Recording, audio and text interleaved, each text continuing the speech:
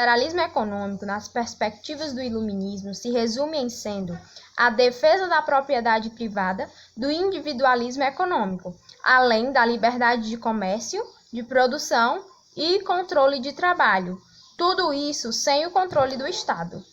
Smith argumentava que a divisão do trabalho era essencial para o crescimento da produção e do mercado, que a livre concorrência forçaria a ampliação da produção, com novas técnicas e um produto com maior qualidade, e a consequente baixa do preço final, que, segundo a lei da oferta e da procura, resultaria em um sucesso econômico geral.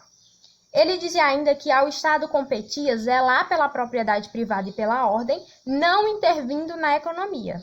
A harmonização, ou seja, a uniformização dos interesses individuais, ocorreria através do princípio da mão invisível, que é o princípio que regula a economia de livre mercado, onde cada um de seus agentes busca pela realização dos seus próprios interesses, favorecendo a todos.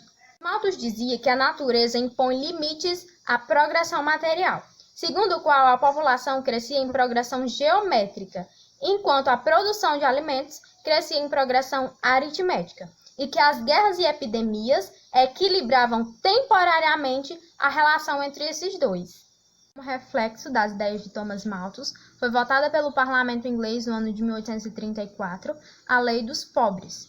Essa lei determinava a recolhida dos desempregados às workhouses, ou casas dos trabalhadores. Esse sistema tirava da rua boa parte da população mais miserável, além de desestimular o crescimento populacional e fornecer mão de obra barata, quase escrava, para a indústria nascente. O socialismo é uma doutrina econômica e política que nasceu no século XVIII na Europa, ao contrário às iniquidades sociais produzidas em larga escala pelo fenômeno da Revolução Industrial. Ela defende a reformulação da sociedade capitalista, transformando-a em uma sociedade justa e igualitária.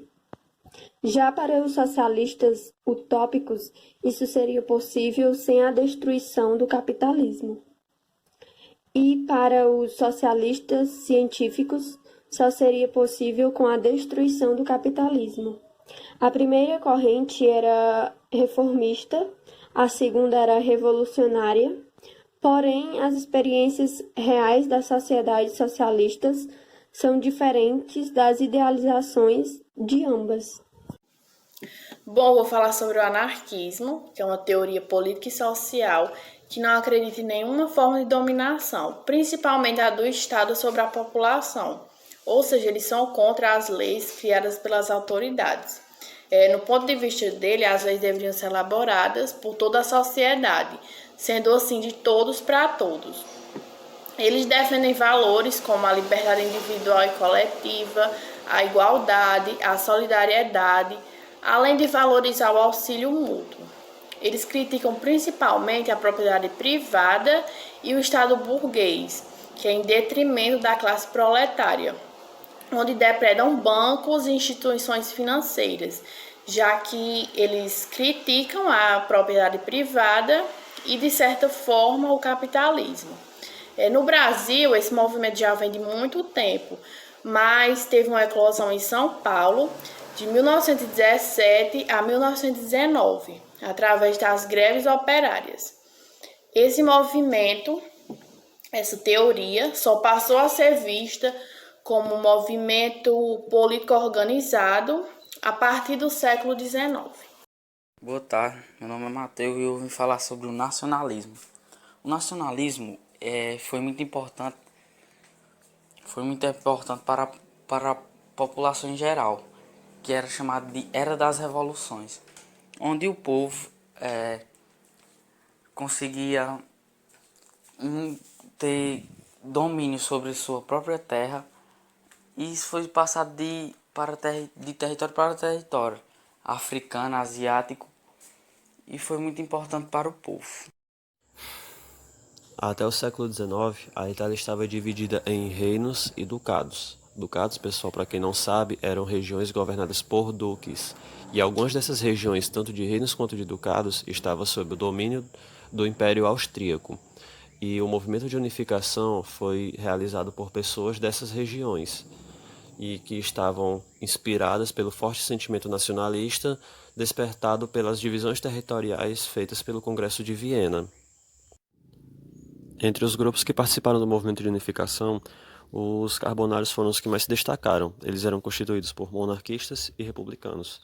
Os republicanos eram liderados por Giuseppe Mazzini e Giuseppe Garibaldi, e os monarquistas eram liderados por Camilo Benso. Os monarquistas só foram tomar a frente do movimento de unificação a partir do reino de Piemonte e Sardenha, localizado no norte, que era um estado independente, industrializado, progressista e governado por Vítor Emanuel II.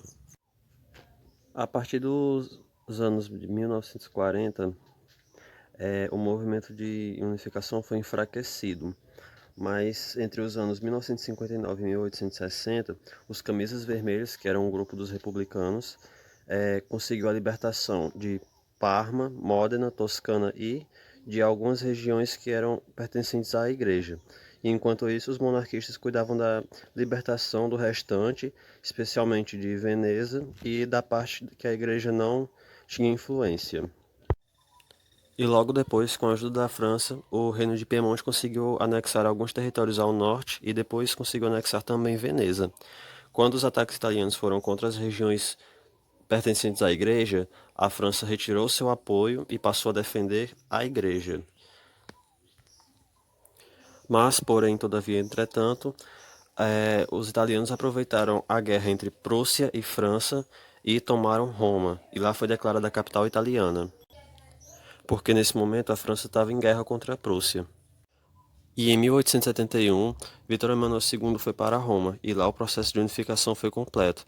Pouco tempo depois, o plebiscito oficializou a Itália como um só, e a questão romana foi resolvida em 1929 com a criação do Estado do Vaticano, com o Tratado de Latão entre Mussolini e o Papa Pio XI.